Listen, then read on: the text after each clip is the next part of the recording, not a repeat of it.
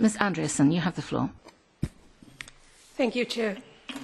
I sit in the SURE committee, and I think I will repeat what I have been saying there. We cannot have a measure of how efficiently we spend the funds, except for the Court of Auditors report. And even in this case, this report is being ignored. We cannot start talking or discussing about value added because we have no measure of how the funds have been used in the past.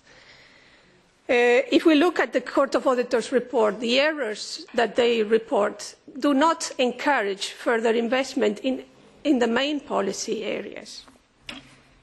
We are lowering the level of demand and quality when we want to move from zero tolerance to tolerable risk of error. It is very difficult to plan in times of crisis, but if we don't have information on the past use of the funds, it makes it impossible. In the SURE committee and in the Budget committee, I have often asked for evaluation of, for example, the European Globalization Fund, which Mrs. Berés has already mentioned. And without referring to Unilever, which is a very bad example of subsidy, very recently, last week, in one country in the European Union, the misappropriation of the funds has been identified.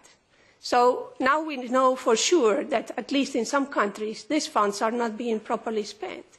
Why should we continue to approve funding to the companies who are closing and laying off personnel if we don't have the measure of how they are using the funds?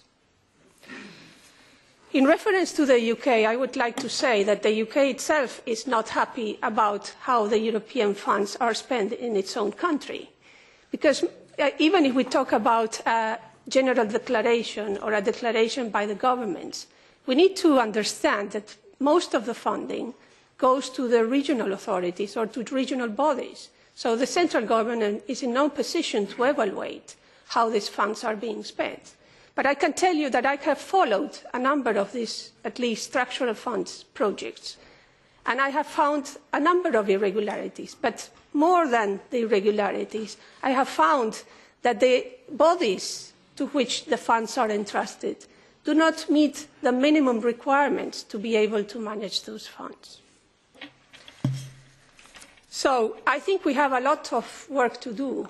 And I have seen that our colleagues on the Budget and SURE committees and Economic and Social and Fisheries have put the burden on the Budgetary Control Committee.